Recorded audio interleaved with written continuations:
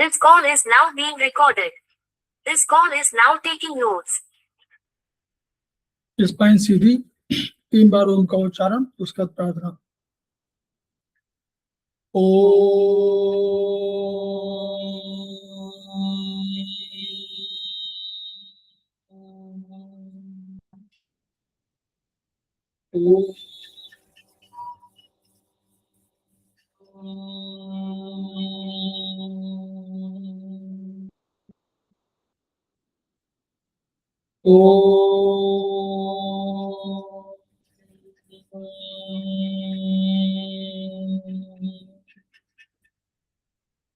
वह शक्ति हमें दो दयानिधे, कर्तव्य मार्ग पर डट जाएं, पर सेवा पर उपकार में हम निज जीवन सफल बना जाएं। वह शक्ति हमें दो दयानिधे, कर्तव्य मार्ग पर डट जाएं। हम दीन दुखी निबलों विकलों के सेवक बन संताप हरे, जो है बिछड़े भूले भटके, उनको तारे खुद तर जाएं। वह शक्ति हमें दो दयानिधे, कर्तव्य मार्ग पर डट जाएं। छल द्वेष दंभ पाखंड झूठ, अन्याय से दिन दूर रहे, जीवन हो शुद्ध सरल अपना, शुच प्रेम सुधारस बरसाएं। वह शक्ति हमें दो दयानिधे, कर्तव्य मार्ग पर डट जाएं। निज मान मर्यादा का प्रभु ध्यान रहे, अभिमान रहे, जिस देव भूमि में जन्म लिया, बलिदान उसी पर हो जाए। वह शक्ति हमें दो दयानिधे, कर्तव्य मार्ग पर डट जाए, पर सेवा पर उपकार में हम निज जीवन सफल बना जाए।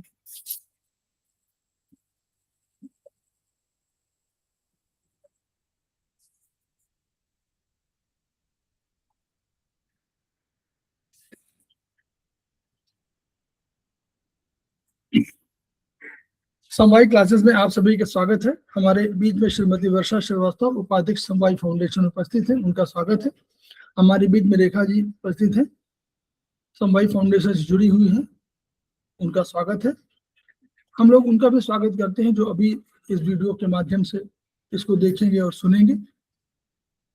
हम लोग समवाय फाउंडेशन के सदस्य हैं और हम लोग एक्यूप्रेशर शोध प्रशिक्षण एवं उपचार संस्थान प्रयागराज से संबद्ध हैं।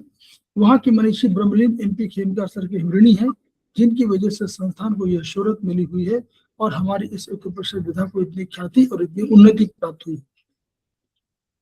खेमका सर के कुछ सपने हैं, उनके कुछ मोटो भी है। उनका मोटो है each one reach one, each one treat one, each one teach one. इस माध्यम से जन जन जागरण अभियान के तहत सारे संसार में फैलाने का हमारा सपना है और हमें विश्वास है कि विधा जो अपेक्षाकृत कम खर्चीली है, उसका लाभ केवल आपको ही नहीं मिलेगा, आपके घर परिवार पास पड़ोस इष्ट मित्र बंधु बांधवों को नहीं मिलेगा, वरन समस्त पीड़ित मानवता को मिलेगा। इसी विचार के साथ हम लोग आज क्लास की शुरुआत करने जा रहे हैं। हम लोग कल चर्चा कर रहे थे सेमेस्टर 1 में अग्निवेश एक पुस्तक है, उसमें हम लोग बॉडी मैनेजमेंट यानी बॉडी की जो सिस्टम्स है उन पर हम लोग चर्चा कर रहे थे। आज उसी चर्चा को हम लोग आगे जारी करेंगे और बीच में एक ब्रेक लेकर के कोशिश हम लोगों की है कि ये आज समाप्त हो जाए।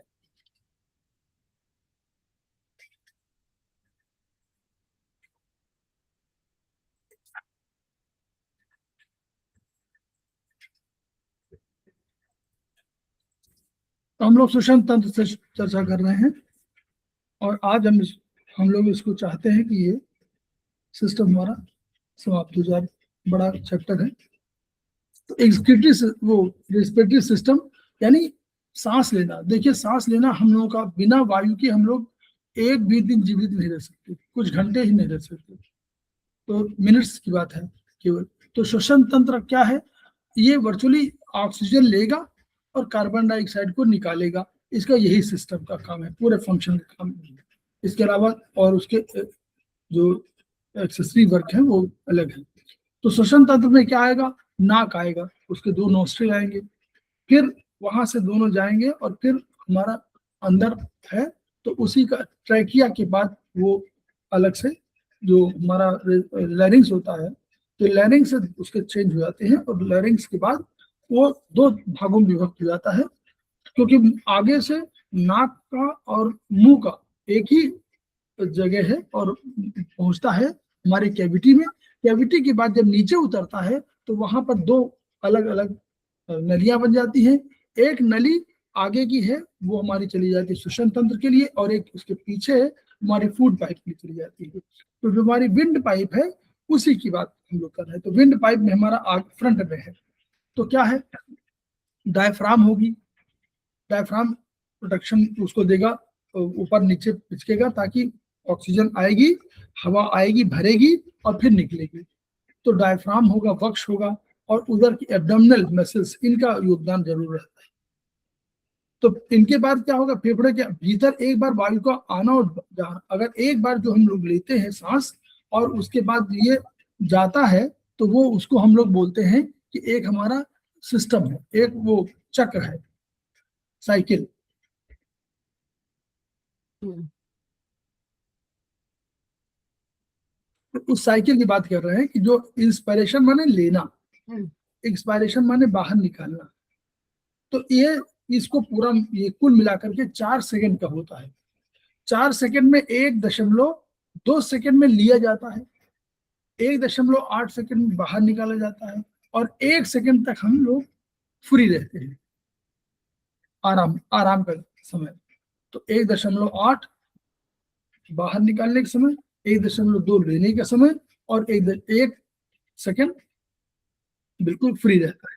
तो फ्री रहता है, उसी दौरान उसको सब ऑक्सीजन लेना पड़ता है, चेंज करना पड़ता है। तो जब ताजी हवा फेफड़ों में भरती है तो वो जा करके जो हमारी रक्त नलिकाएं हैं उन्हीं से आती है। तो हमने कल बताया था कि जो एंडोथेलियम माने जो अंदर की, तो लंग्स समझ लीजिए इधर है, और ये हमारी उसकी है रक्त वाली। तो रक्त वाली यूं आ गई और ऐसे बनी, तो यानी रक्त की जो अंदर की इंडोथेलियम है, जो नहीं रक्त की जो बाहर की थैलियम है, और इसको इंडोथेलियम, दोनों मिल गई और दोनों मिलकर के वहां पर एक दूसरे का उन्होंने रेस्पिरेशन का प्रोसेस पूरा किया। मैं एग्जैक्ट आपको बता दे रहा हूँ। एग्जैक्ट आप इसको जो बीएचबी हमारी किताब में जो है उसमें आपको आगे चैप्टर्स में लिखा हुआ है, तो उसको जरूर पढ़ लीजिएगा ताकि ये क्लियर रहे कि भाई क्या कैसे इसका फंक्शन होता है।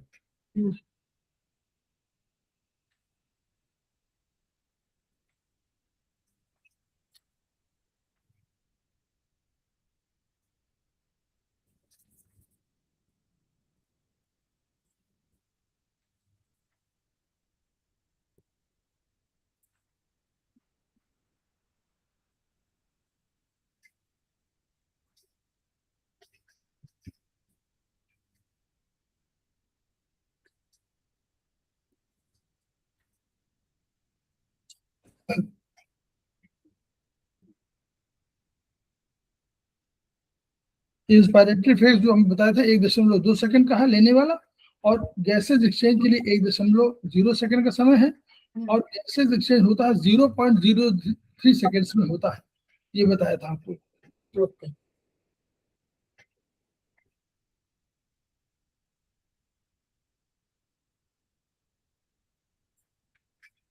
तो बाहर का जो रेगुलेशन है वो इसी किताब में है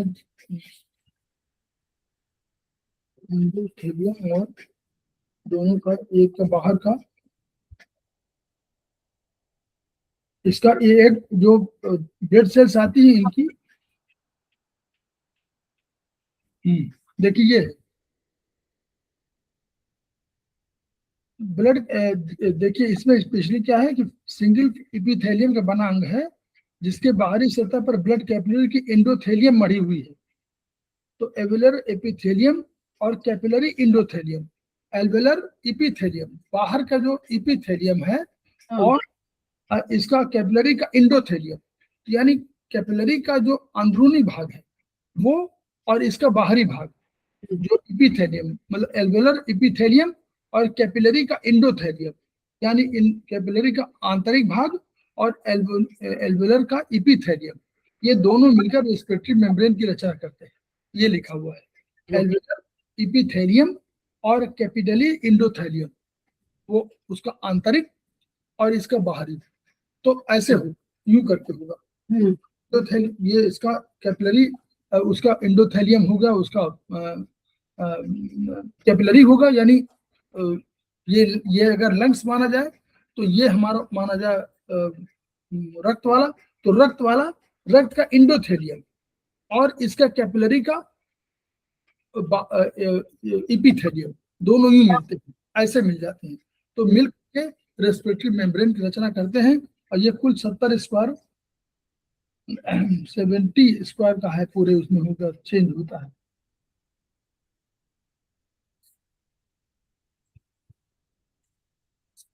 जैसे सेक्शन बहुत तेज 0.0 होता है, और इसका एरिया जो है 70 स्क्वायर मीटर बताया गया शायद। ये इसी किताब में है, ये आपको पेज नंबर 77 के आसपास सब मिल जाएगा,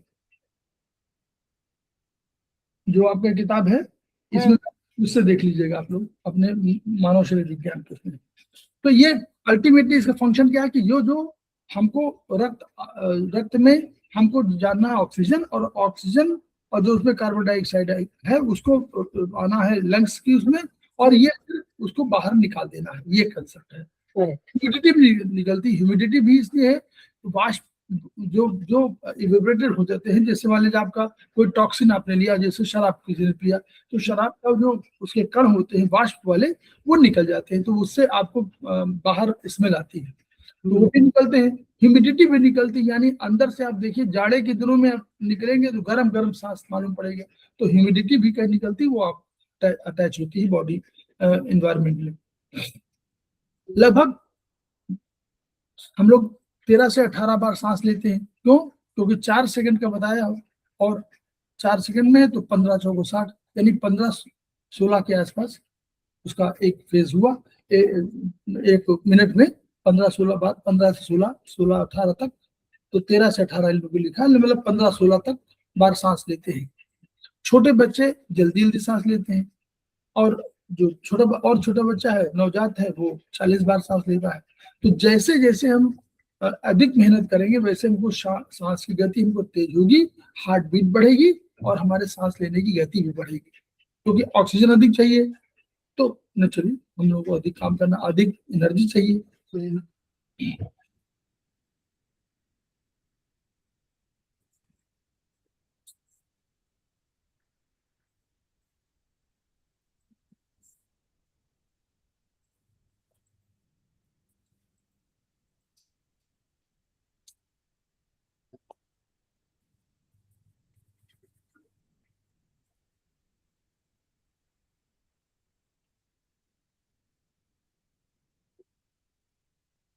अब आया हमारा एक्सक्रीटरी सिस्टम। तो एक्सक्रीटरी सिस्टम को जो इसलिए कहा गया, वर्चुअली बॉडी के एक्सक्रीटरी सिस्टम दो है। अगर हम माने 2 सिस्टम हमारे हैं, एक हमारे बड़ी आंत है, वो भी तो हमारी यही काम करती है, हाँ, लेकिन ये लिक्विड के एक्सक्रीटरी सिस्टम की बात कर रहे हैं। तो लिक्विड में हमारा ट्रांसफर होता है थ्रू किडनी, और हमारा जो सॉलिड और प्लस लिक्विड ट्रांसफर होता है वो हमारा थ्रू एलआई। तो विभिन्न मेटाबॉलिक एक्टिविटी के दौरान जो चीजें टॉक्सिन निकलती हैं, यानी जो वेस्टेजेस प्रोडक्ट होता है, और शरीर के लिए वो हानिकारक तत्व है, उनको हमको बाहर निकालना पड़ता है। उस काम को काम करने के लिए जो लिक्विड फॉर्म, जो जल में घुलनशील होती हैं, उनको निकालने का काम हमारा किडनी करती है।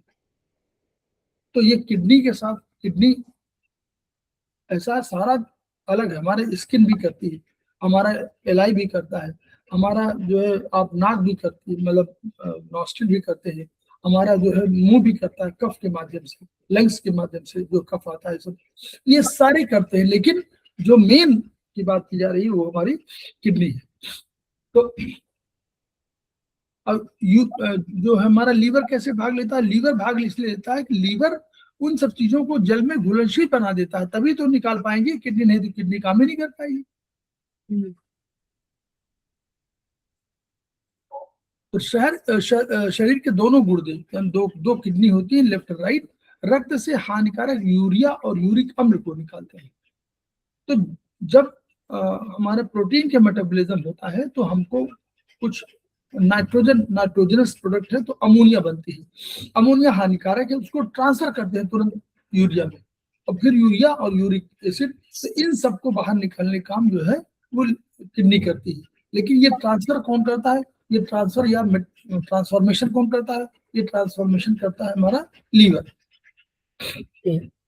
फिर जब हमारे पास किडनी पड़ जाती है तो किडनी हम एक बार उसको बाहर निकाल देती है, लेकिन फिर रीएब्जॉर्ब करती है अकॉर्डिंग टू नीड। जैसे उसको आवश्यकता महसूस होती है कि पानी शरीर में कम है तो पानी उसने निकाला, लेकिन जो उसका एक सिस्टम बना हुआ है, तमाम बड़ी बड़ी नलिकाएं हैं, नलियां हैं, तो वो इसलिए उन्होंने ऊपर नीचे ऐसे कर दिया ताकि उन नलियों के माध्यम से देर हो उन्हीं से फिर रीअब्जॉर्ब करने। तो रीअब्जॉर्प्शन का काम भी करती, जैसे हमारा एलआई भी करता है। एलआई आपने एसआई ने निकाल दिया, स्मॉल इंटेस्टाइन ने निकाल दिया पानी, लेकिन एलआई को समझ में आया कि नहीं, अभी शरीर में जल की आवश्यकता है हमको, तो उसने रोक लिया। वैसे ही किडनी भी करती है। किडनी ने एक बार जल निकाल देती है, लेकिन निकालने के बाद छान देती है, छानने के बाद अलग से रीअब्जॉर्ब करती है अकॉर्डिंग टू नीड। जैसे पोटेशियम, सोडियम, इनकी मात्रा मान लीजिए अधिक जा रही हो तो रोक लेगी, जल भी रोकना पड़ेगा क्योंकि परसेंटेज बराबर रखना है, तो इसलिए वो ये काम करती है। त्वचा भी पसीने के द्वारा निकालता है, कुछ है, पानी निकालता है, साल्ट निकालता है, यकृत भी करता है, पित्त के माध्यम से निकालता है। पित्त के माध्यम से जो आरबीसी वाला होता है तो वो भी कुछ निकाल देता है, स्ट्रेप्टोबिलिन वगैरह, यूरोबिलिन, ये जो जाते हैं यूरोबिलिन और स्ट्रेप्टोबिलिन, ये उसी के सब में है। तो इनको बाहर किसी को यूरिन के माध्यम से, किसी को स्टूल के माध्यम से निकाल देता है। फेफड़े भी निकालते हैं, सब निकालते हैं, सारे अंग लगे हुए हैं, लेकिन मेन की बात चल रही है डाइजेस्टिव सिस्टम। इसको आप लोगों ने शुरू में बताया था, है ना, तो शॉर्ट में बता देते हैं इसको। हाँ। मुंह से हम लोगों ने खाना खाया, हमारा इसोफेगस में गया, इसोफेगस में एक मूवमेंट होता है, प्रोपल्सिव मूवमेंट, धीरे धीरे जाने वाला, ऐसा नहीं बहुत तेजी से नहीं जाता, वो धीरे धीरे जाता है, और लगभग उसकी स्पीड होती है 4 सेंटीमीटर पर सेकेंड, और ये लगभग 24 सेंटीमीटर का ये हमारा इसोफेगस है, लगभग 23-24 का सेंटीमीटर का इसोफेगस है। तो 4 सेंटीमीटर पर सेकंड के हिसाब से चलेगा तो लगभग 6 सेकंड में आपका कोई भी तरल जाता है। पानी थोड़ा जल्दी जाता होगा, लेकिन और सब जो आप खाना खाते हैं लगभग 6 सेकंड में वो आपके इससे पार होता है। तो फिर वहां पर क्या है, लार ग्रंथियां यहीं पर है, मुंह में ही सलाइवा निकलने के 3 है, पैरोटिड है, सबमेंडुलर है, और सब लिंगुअल, पैरोटिड और सब मैंडुबुलर, 3 है, तीनों से निकलता है, जिसमें सब मैंडुबुलर से सबसे अधिक निकलता है। तो ये सब लार ग्रंथियां हैं, ये पाचक रस निकालती हैं, और इनका लार का जो होता है, जो सलाइवा है, उसका पीएच एसिडिक होता है, क्षारीय तो नहीं होता, एसिडिक होता है, लगभग 6.3 से 6.8 के आसपास होता है। तो वहां ये पाचन करते हैं, और प्लस इसके साथ हमारे पास और एंजाइम्स भी हमारे इसमें निकलते हैं, टाइलिन वगैरह। टाइलिन है, माल्टेज है, दो हमारे मेन होते हैं, टाइलिन और माल्टेज। इसमें तो यहाँ क्या करते हैं, यहाँ ग्लूकोज का, कोई पूछे तो ग्लूकोज का हमको ग्लूकोज ट्रांसफर, वो हमको कार्बोहाइड्रेट ट्रांसफर किसमें करना है, ग्लूकोज में, एमिनो एसिड में करना है, प्रोटीन, और हमारा जो फैट का है उसको फैटी एसिड करना है। यही प्रोसेस है डाइजेशन सिस्टम में। प्रोसेस यही है कि वो उसको चेंज करते हैं इन फॉर्म में, अब उन फॉर्म में ही हमारा शरीर एब्जॉर्ब करता है, इसलिए करते हैं। वनस्पतियों में ये होते हैं कार्बोहाइड्रेट के रूप में, वहां पर होते हैं आपके फैट के रूप में, और वहां पर आपके पास होते हैं प्रोटीन के रूप में। तो प्रोटीन बड़े अणु हैं, इनको छोटे अणु में विभक्त करना है, तो वो हमारा अमीनो एसिड हो गया, अब वो फैटी एसिड हो गया, अब वो हमारा ग्लूकोज हो गया। अब कार्बोहाइड्रेट का डाइजेशन शुरू हो जाता है मुंह से ही, जैसे ही आप खाते हैं वैसे ही इसके जो चेंज होता है, उसका प्रोसेस चेंज होता है। कैसे, ये पहले हमारा हमने खाया कार्बोहाइड्रेट, कार्बोहाइड्रेट तुरंत ट्रांसफर होता है माल्टोज में। पहले ट्रांसफर होता है माल्टोज में, कौन करता है, एक एंजाइम है, वो लार में होता है, वो सलाइवा में होता है, उस एंजाइम का नाम है टाइलिन, पी से शुरू होता है, पी साइलेंट है, PTYLINE, टाइलिन। ये टाइलिन जो है उसको ट्रांसफर कर देता है माल्टोज में। माल्टोज भी उसी ग्रुप का है, माल्टोज भी हो सकता है बाइसैकराइड हो, मतलब बाई माने डबल बॉन्ड का हो। तो माल्टोज में ट्रांसफर किया, जैसे माल्टोज में ट्रांसफर किया तो वहां माल्टेज बैठा हुआ है, माल्टेज एंजाइम है, जहां AAC लिखा हो वो सब एंजाइम है, और जहां OAC लिखा हो वो हमारे ग्लूकोज के कैटेगरी वाले हैं, उस फैमिली के हैं। तो उस फैमिली में माल्टोज है, तो माल्टोज में कन्वर्ट हो गया, माल्टोज भी कहीं ना कहीं ग्लूकोज के फैमिली का है। तो अब माल्टोज को भी ट्रांसफर करना है, तो माल्टोज को ट्रांसफर करने के लिए माल्टेज नाम का एंजाइम है, उसको ट्रांसफर कर देता है, और एक उसमें 2 अणु ऑक्सीजन के दे देता है। तो इसीलिए नॉर्मली जब हम लोग रोटी या कुछ भी खाते हैं तो इसी डाइजेशन यही शुरू हो गया, इसलिए वो मीठी लगने लगती है। तो वहां क्योंकि माल्टोज को उसने करके और अल्टीमेटली ग्लूकोज में कन्वर्ट कर दिया, तो मुंह से पाचन शुरू हो जाता है। फंडामेंटल वो है कि मुंह से ही पाचन शुरू होता है, कार्बोहाइड्रेट का स्पेशली वही शुरू हो जाता है, और सब बाद में होता है स्टमक में और SI में होता है मेन। तो यहाँ पर वही बताया गया, गॉल ब्लैडर बता दिया है, लीवर बता दिया है, छोटी आंत, बड़ी आंत, SI LI सब बता दिया है। ये पूरे मिला करके हमारे प्रोसेस को कंप्लीट करते हैं, यही डाइजेस्टिव सिस्टम हमारा है। और अंत में हमारा LI के माध्यम से ये स्टूल जो होता है वो बाहर वेस्टेजेस प्रोडक्ट है उसको बाहर निकाल देते हैं। तो स्टमक में फूड कितना टाइम रहता है, 4 hours, 3 to 4 hours? 3 to 4 hours वहां रहता है करने के लिए, वहां 3 to 4 आवर्स रहता है। आमाशय एक बड़ी थैली जैसा है, जब इसमें भोजन पहुंचता है तो आमाशय की दीवारों से क्या निकलता है, मेन हाइड्रोक्लोरिक एसिड निकलता है, मेन प्रोडक्ट यही है, ये निकलता है और ये उसको चढ़ने करता है, और 3 से 4 घंटे वहां रहता है, और उसके बाद वो बहुत बिल्कुल लिक्विड समझ लीजिए, हाफ मतलब लिक्विड के रूप में, अधिकांश लिक्विड के रूप में उसको वहां से निकलता है, ड्यूडेनम में जाता है। जैसे ड्यूडेनम पहुंचता है, हमने आपको पहले बताया था, देखिए पतली लेई लिखा हुआ है, हाँ। तो जैसे ही हमारा पहुंचता है ड्यूडेनम,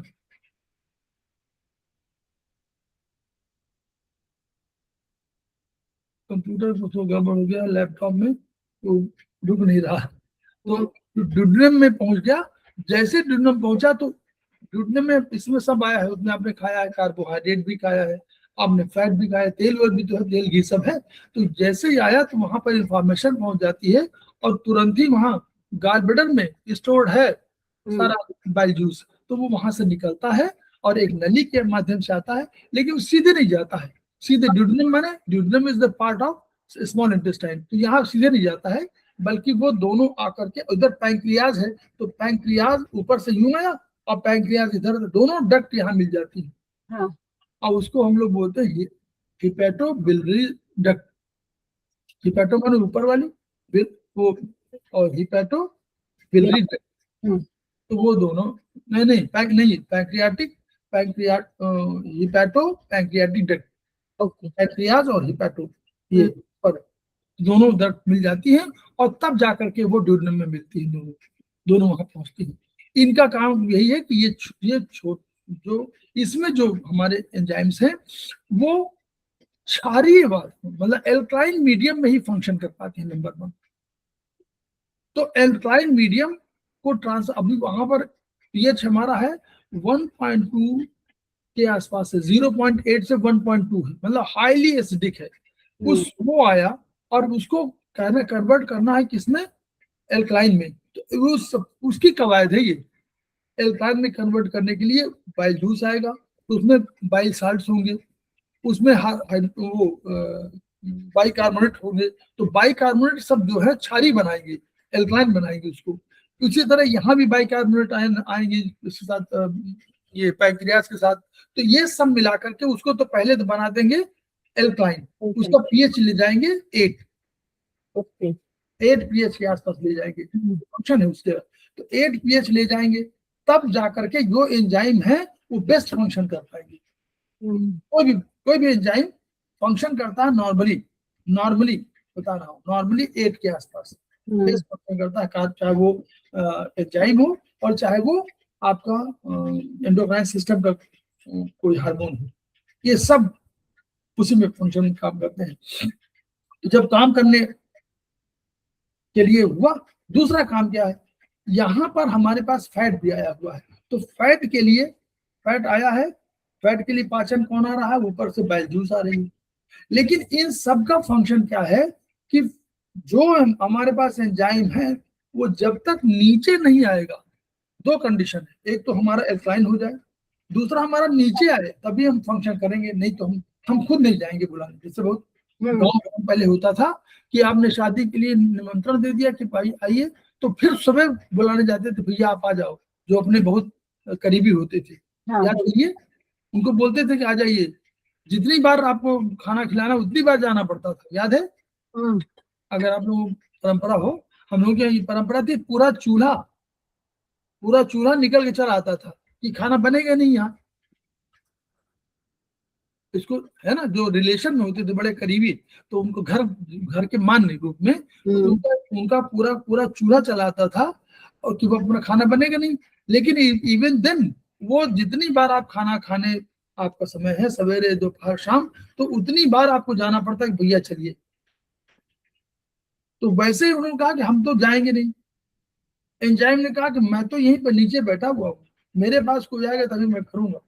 तो अब उसके लिए फंक्शन करना पड़ा कि एक साहब को करना पड़ा कि ऊपर से, जो ऊपर फैट तो ऊपर तैर रहा होगा, तो फैट को अब क्या करना है सर, एक होता जल का दबाव, तो जल का दबाव अगर बढ़ा हुआ तो ये तैरता रहेगा, लकड़ी तैरती है, और कौन डूब जाता है, लोहा डूब जाता है, लकड़ी जल में तैरती रहती है, तो वो सरफेस टेंशन के उसमें है, तो वो स्पेसिफिक ग्रेविटी और उसके, तो अब आपेक्षिक घनत्व जिसको बोलते हैं, तो उसका सरफेस टेंशन, ये जो सरफेस टेंशन मैंने एक टेंशन दे रही है उसको ताकि ऊपर उछले रहे, इस सरफेस टेंशन कम करेगा और इनको नीचे डुबो देगा।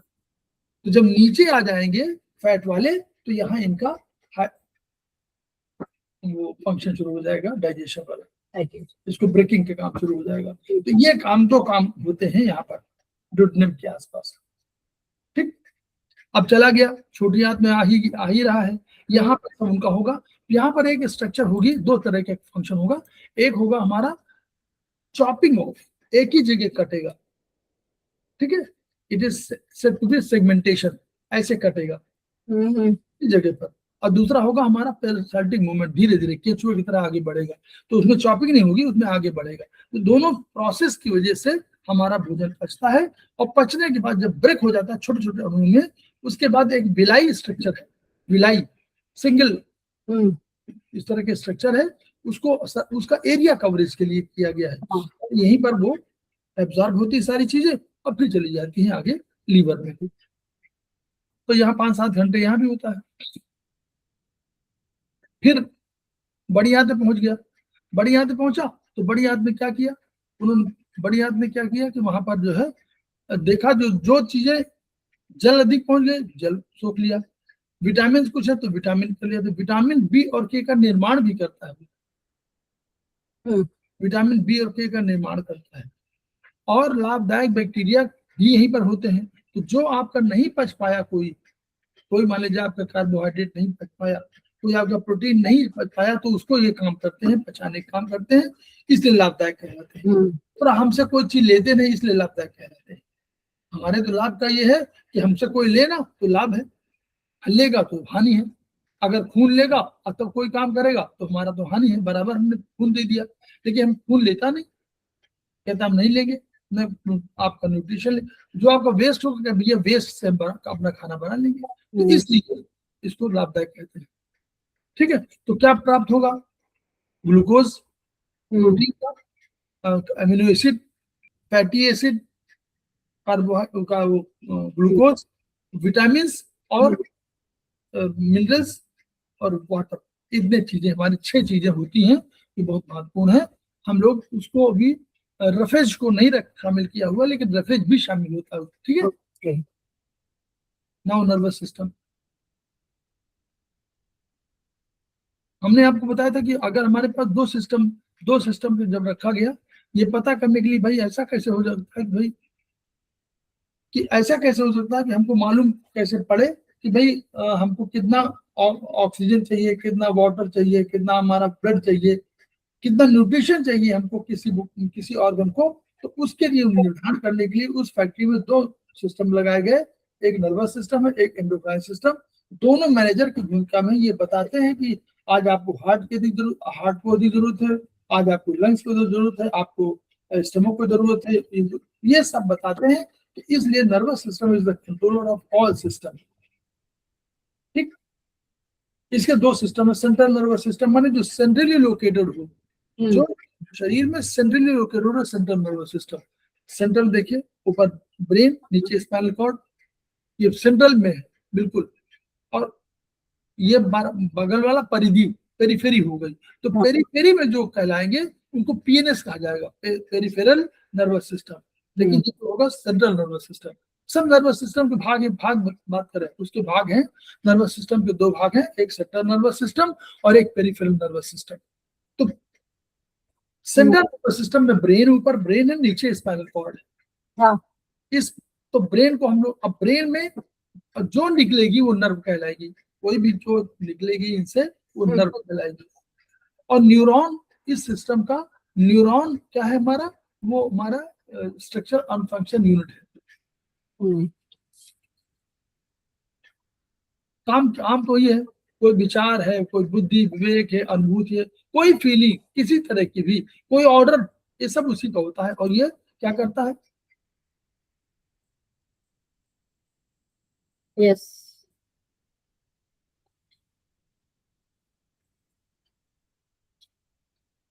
ये सीपीयू की तरह फंक्शन है इसका, बिल्कुल बिल्कुल सीपीयू। जस्ट इसमें जो काम होता है, 2+2 लिखिए तो 4 लिख दिया, वैसे कोई भी सेंसेशन होगा तो वो चाहे गंध का हो, वही शब्द स्पर्श रूप रसगंध जो हम लोग पढ़े हुए हैं कि कान में सुनाई देने वाला, नाक से सूंघने वाला, मुंह से अपने, सारे जो ज्ञानेंद्रिय है वो यहाँ से होती है।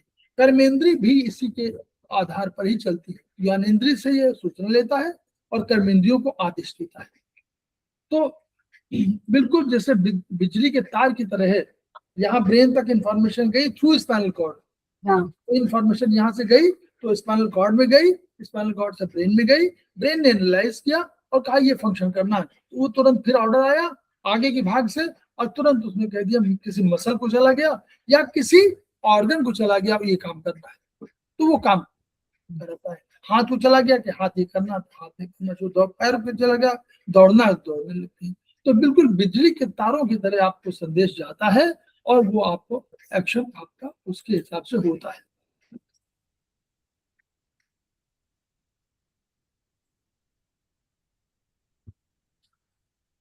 अब यहीं पर आ जाइए। तो अब हमने कहा था पेरिफेरल नर्वस सिस्टम।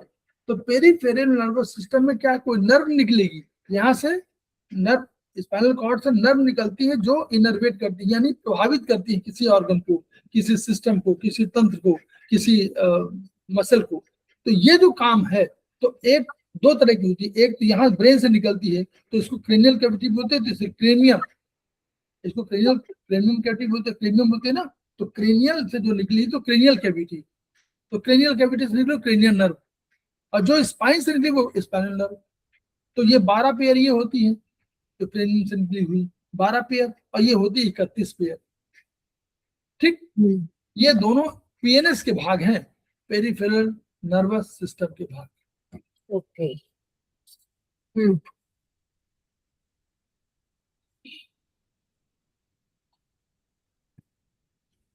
अब ये दो भाग है इसके, एक छोटा ब्रेन है, एक बड़ा ब्रेन है। हाँ।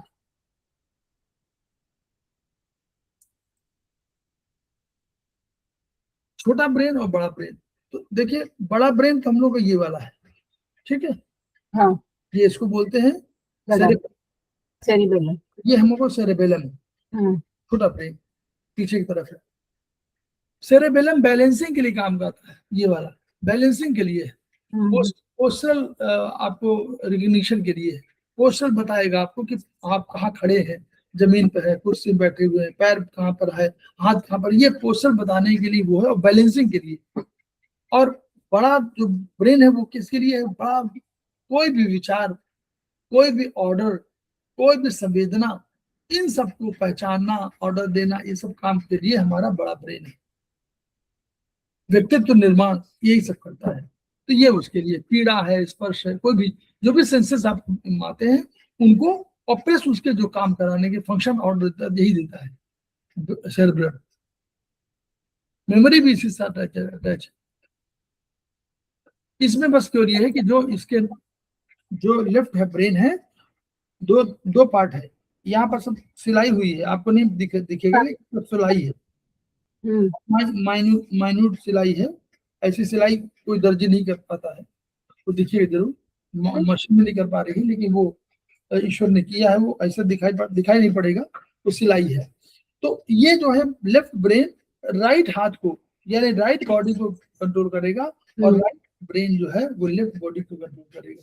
ओके। और दोनों मेडुला पे आके यूं हो,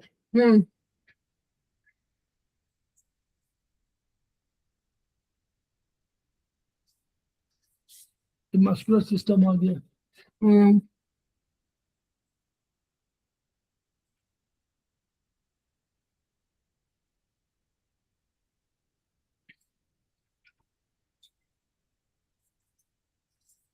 हम लोग इसको दो भागों में बांटेंगे भी, तो पूरे 10-12 सिस्टम है। तो अभी थोड़ा सा करके, अब छठा देखिए मस्कुलर सिस्टम है। अब मस्कुलर सिस्टम माने जो मसल्स के लिए होगा, वो सिस्टम होगा जो मसल्स को कंट्रोल कर रहा होगा।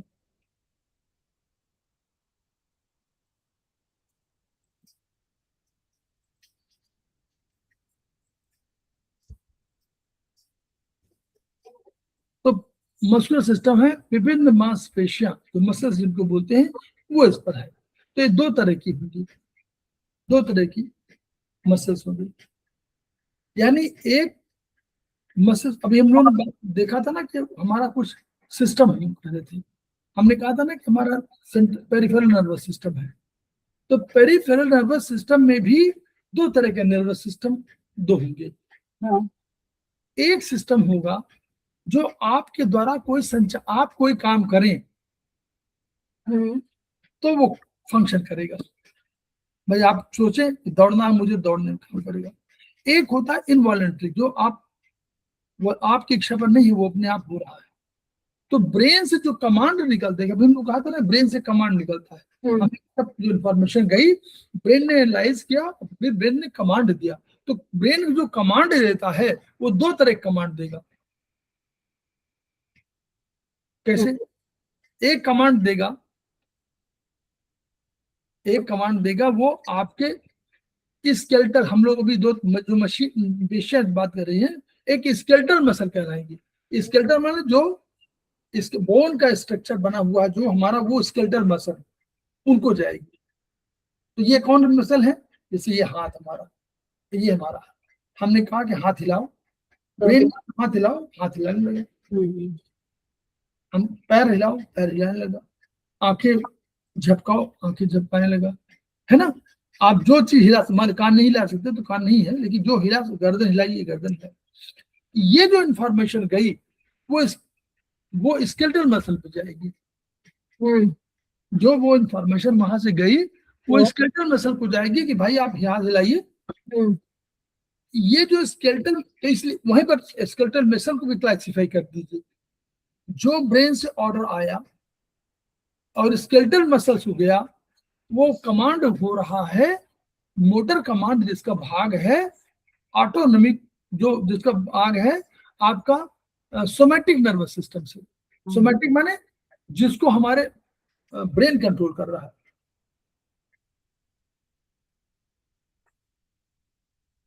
ऑन द बेसिस ऑफ, इसको हम बता रहे हैं मस्कुलर से जोड़ रहा है उसको, इसलिए आपको एक पेशी वो है जो स्वयं की इच्छा से काम करती है।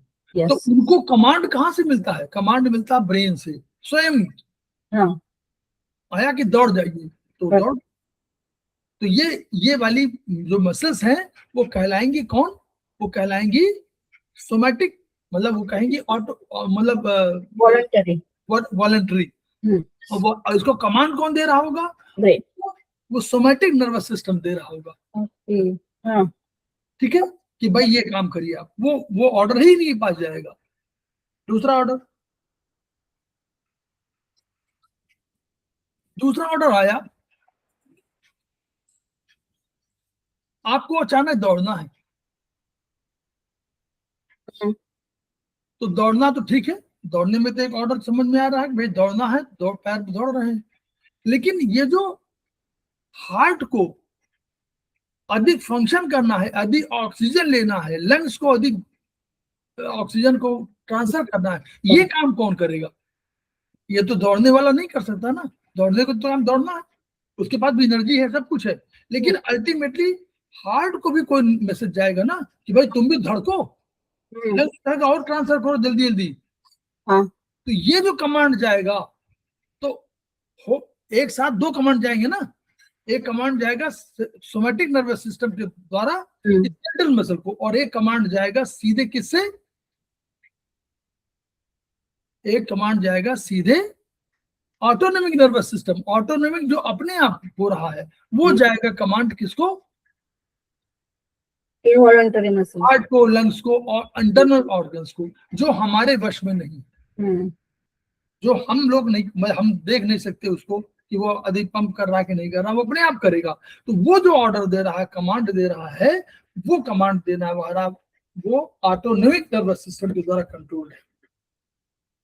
इससे हमने दोनों चीजें आपको थोड़ा सा बता दिया। तो एक पेशियां है जो आपकी इच्छा शक्ति से संचालित है, हाथ पैर जीभ बात जो भी करना वो, ये ऐच्छिक पेशियां वॉलंटरी है, और ये हमारा सोमैटिक नर्वस सिस्टम से कंट्रोल्ड है। लेकिन दूसरी हमारी मांस जो है, जो अंदर की है, एब्डोमेन की है, हार्ट की है, लंग्स की है, वो आपकी इच्छा संचालित नहीं हो रही है, बल्कि वो ऑटोमेटिक नर्वस सिस्टम से ही अपने आप कंट्रोल हो रही हैं, और उनको हम लोग कहते हैं कि वो इनवॉलंटरी मसल। ठीक है। तो ये इसमें क्या है, इनमें जो सारा फंक्शन होता है, इनमें कॉन्ट्रैक्शन, एक्सपेंशन। कोई चीज यहां से ये दिखाई पड़ रहा, ये ऐसे दिखाई दे रहा है। हाँ. तो हमारी ये बोन है, हाँ. ये हड्डी है, यहीं पर जोड़ है ना, हड्डी का जोड़ है, हड्डी का जोड़ है। हाँ. जब ये हम इसको ऐसे मतलब समझ लीजिए, क्यों मान लीजिए इसको कहते हैं कि यूं मोड़ना है। हड्डी तो बिल्कुल स्मूथ है, हड्डी को मोड़ सकता है? नहीं मोड़ सकता। तो ये जो यहाँ जो जुड़ा हुआ है, ये हमारी एक इस तरह का एक बना हुआ है टेंडन टाइप का, मसल बोन टेंडन। तो वो क्या करता है, जो मसल बनी हुई मसल है ना, यहाँ पे मसल है, वो मसल क्या करती है, जब कॉन्ट्रैक्ट होगी तो हमारा हाथ यूं चला जाएगा। एक मसल यहाँ, एक वो यहाँ जुड़ी होगी और एक यहाँ जुड़ी होगी। मसल का एक पार्ट यहाँ से और एक पार्ट यहाँ से। मैडम हाँ समझ आया। समझ में आ रहा है ना? हाँ कॉन्ट्रैक्शन और रिलैक्सेशन। हाँ देखिए ऐसे दिखा रहा है। हम्म, ये जो मसल है, हाँ एक उसका पार्ट एक यहाँ जुड़ा हुआ है इस हड्डी से, इस वाले से, हाँ और एक बार यहाँ जुड़ा हुआ है। उसने अपने को यूं खींचा, जैसे यूं खींचा हमारा हाथ यूं खींच गया, जैसे कांटेक्ट हुआ हमारा हाथ खींच गया, जैसे एक्सपेंड हुआ हमारा हाथ सीधा हो गया। अच्छा। तो ये जो संकुचन, कॉन्ट्रैक्शन और एक्सपेंशन का गुण है, इसी की वजह से आपके इसमें मूवमेंट होता है। नहीं तो बोन कहाँ मुड़ने वाली है, बोन तो वैसी है।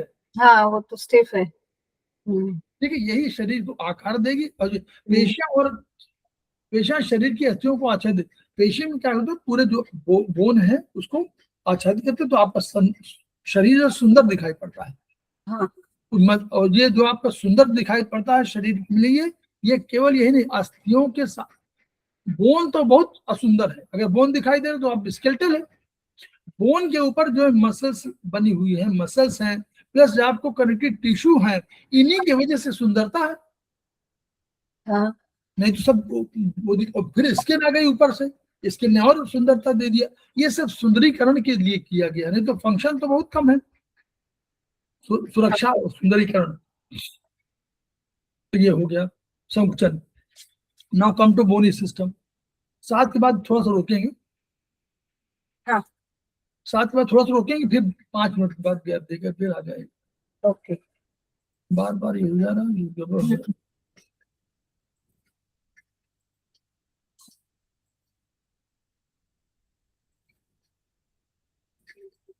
तो ये जो हमारे बोनी सिस्टम है, ये बोन माने जो हमारा बोन सिस्टम है, ये हमारे बॉडी को आधार देता है। सामने का खड़े होने का आधार, हमारे हड्डियों का जो पीछे हमारी स्पाइनल कॉर्ड है, उसको ऐसे, ये कर्वेचर है, एक यू कर्व है, एक यू कर्व है, फिर एक यू है, 2 यू करके यू है। वो इसीलिए कि गुरुत्वाकर्षण जो हमारा ग्रेविटेशनल फोर्स है, उसके अगेंस्ट हमको खड़े होना है, हमको चलना, हमको दौड़ना है। दौड़ेंगे अगर बिल्कुल स्ट्रेट हो नहीं दौड़ सकते। वो बॉडी को वेट करने के लिए वो सब इधर बनी हुई है। इसीलिए हमारी यहाँ वाली सर्वाइकल और हमारी लंबर, ये हमारी ओरिजिनल में नहीं थी। प्राइमरी कर्वेचर नहीं था, ये सेकेंडरी कर्वेचर है। प्राइमरी उसमें तो ऐसे था, ऐसे सारा शरीर यूं था। हाँ। तो इसलिए उसमें सब में ये सी शेप था, इसमें यूं किया गया, यूं किया गया, यूं उल्टा सी। करेक्ट। तो इसलिए वो बना। तो ये 206 हड्डी है टोटल, 206 हड्डियों से मिलकर बनी है। आयुर्वेद 300 से ऊपर की बात करती है, लेकिन उसमें बहुत से जो हड्डी के जो पार्ट हैं वो भी हड्डी बता दिए गए हैं, इसलिए वो है, अदरवाइज। तो ये क्या करते हैं, जुड़ करके मजबूत ढांचा बनाती है। इनके काम क्या है, जो नरम और टिश्यू है उनको सहारा देते हैं, सुरक्षा भी देते हैं, ये भी सुरक्षा भी देते हैं ना काम। हाँ जी। और जो सख्त हड्डी होती है, जो बड़ी टफ होती है, वो लीवर की तरह करती है मूवमेंट के लिए, तमाम यूं करने यूं कर लिया। तो वो क्योंकि हड्डियों के साथ जुड़ा हुआ है तंत्र, और पेशी वाला, मसल्स वाला और टेंडेंस, इन सब वजह से होता है। तो जो बहुत से काम, उठना बैठना, चलना दौड़ना कूदना, जितने काम होते हैं, ये बोनी सिस्टम और मसल सिस्टम के संयुक्त उससे काम होते हैं। कूल्हे की हड्डी देखिए, सीने में स्टर्नम, ये सामने वाली स्टर्नम कहलाती है। तो ये सामने वाली स्टर्नम है बिल्कुल। और आपका कूल्हे वाली हड्डी होती है। तो ये जो जितनी लंबी हड्डी है, ये स्टर्नम में है। स्टर्नम ये पेल्विक बोन्स की बॉडी में भी आपको मिलता, वहां पर क्या है, बना बोन मैरो है, और उसी बोन मैरो से हमको आरबीसी, डब्ल्यूबीसी वगैरह बनते हैं। फिर इन्हीं से हमको उम्र का पता लगा सकते हैं हम लोग। तो अस्थियों के बारे में कहा गया है कि तरह का है, स्ट्रक्चर कई तरह है, कोई चपटी है, कोई लंबी है, कोई छोटी है, कोई बेलन के आकार की, इस तरह का उनके क्लासिफिकेशन अलग अलग किए गए हैं। हम्म, इंग्लिश वाला पढ़िएगा समझ में आएगा, हिंदी वाला तो बहुत टफ है। हाँ हाँ, हिंदी वाले में शब्द बहुत टफ है। हम्म, तो अब ये देखिए ये सारा स्ट्रक्चर देख लीजिए, यस, ये जो स्ट्रक्चर देखिए, ये सब सब बोन ही तो है, जो रिब्स भी होते हैं बोन से बनी हुई है। तो हाँ, आगे की प्रोटेक्शन दे रहे हैं। इसमें से कुछ बोन्स जो है वो जुड़ी हुई स्टर्नम से, लेकिन कुछ बोन जुड़े नहीं है, तो उनको फ्लोटिंग बोन्स बोलते हैं। हाँ जी, तो जुड़ी होती है शेर सब सब फ्लोटिंग, कोई हम्म, जुड़ी होती है। और ये दोनों अब पीछे ये जुड़ी होती है किससे? पीछे आपके स्पाइनल कॉर्ड, वो स्पाइनल कॉलम से, उनसे जुड़ी होती है, और सामने आपका स्टर्नम से, दोनों तरफ सहारा मिलकर। हम्म, और पीछे देखिए, और फिर पेल्विक, फिर आगे हाथों में देखिए, हाथों में ये आपका क्लेविकल बोन है, ये दोनों, ये क्लेविकल बोन है, दो हम्म, दोनों होती है। पीछे की तरफ राइट में आपको ह्यूमरस और अल्नस रेडियल, रेडियल इधर राइट में, राइट की तरफ वो थंब की तरफ रेडियल, और सब अल्नर, रेडियल अल्नर, और यहाँ ह्यूमरस। ह्यूमरस ऊपर शरीर की बड़ी ऊपर वाली ह्यूमरस मजबूत है।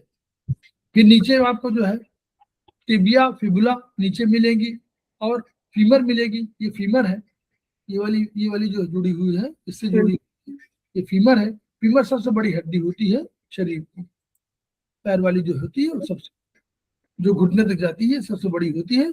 इसके नीचे टिबिया फिबुला दो होती है, जो दो,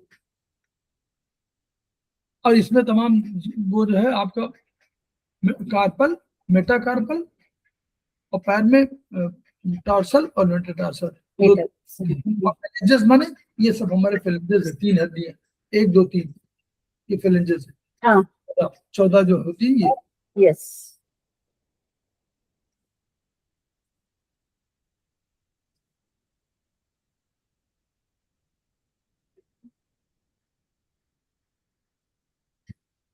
पीछे स्केपुला होता है, कॉलरबोन के पीछे स्केपुला होता है, जिसको हम लोग बोलते हैं पखौरा। हाँ, अब स्पाइनल कॉर्ड में मैडम समझ लीजिए कि स्पाइनल कॉर्ड तो it is structure of nervous system. हाँ, वो कॉर्ड जो है स्पाइनल कॉर्ड, उसके प्रोटेक्शन के लिए जितना हड्डियां हैं, वो उनका हड्डियों के तमाम नाम है, वर्टिब्रल कॉलम कह लीजिए, स्पाइन कह लीजिए, स्पाइनल कॉलम कह लीजिए, कुछ भी कह लीजिए, वो सब बोन के स्ट्रक्चर है। तो बोन का स्ट्रक्चर एक होगा, मतलब आपका बोन जो होगी वो कुल 33 आप बोन होगी, हम्म, 33 बोन होगी, जो हम वर्टिब्री कहलाएंगी।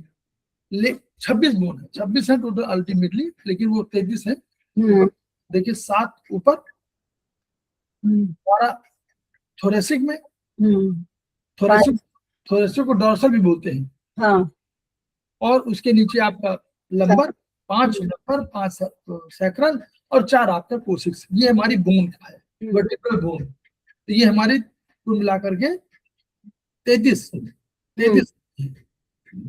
ठीक है, जो हमारी नर्व है वो हमारी पैर में होती है, हम्म, वो लेफ्ट राइट दोनों निकलती, वो 31 होती है, क्योंकि ऊपर वाली ऊपर से निकलती 7 8, फिर 12 12 8 20 20 5 25, और नहीं 20 12 12 8 20, नहीं नहीं बोन में सॉरी, बोन में। अब हम लोग नर्व कह रहे हैं ना, तो 12 8 20, और 20 5 25 5 30, और लास्ट में 1 कोशिक्स में 1, तो ये 31 पेयर होती है। हम्म, और अगर बोन की बात करें तो लास्ट वाले जो होते हैं वो फ्यूज हो जाते हैं 21 साल के बाद, इसलिए 26 बोन काउंट होती है। हाँ, ठीक ठीक है, ये उसे हर हर जो वर्टिब्री है वो यहाँ से जुड़ी हुई है। ऊपर जो है देखिए, ऊपर 2 गोल गड्ढे हैं, ऑर्बिट है, इनमें आंखें हैं, सामने नाक की हड्डी है, मैंडिबल है आपका, ऊपरी जगह मैंडिबल ऊपर है, मैग्ज और मैग्जिला ये है, और टेम्पोरल काम के पास टेम्पोरल हड्डी ये वाली। 16 दांत होते हैं दोनों तरफ। स्टर्नम से पस्ती जुड़ी होती है, पेल्विक पेल्विक दो दो भागों में बटा हुआ है, उसी को अलग से जोड़ देते हैं।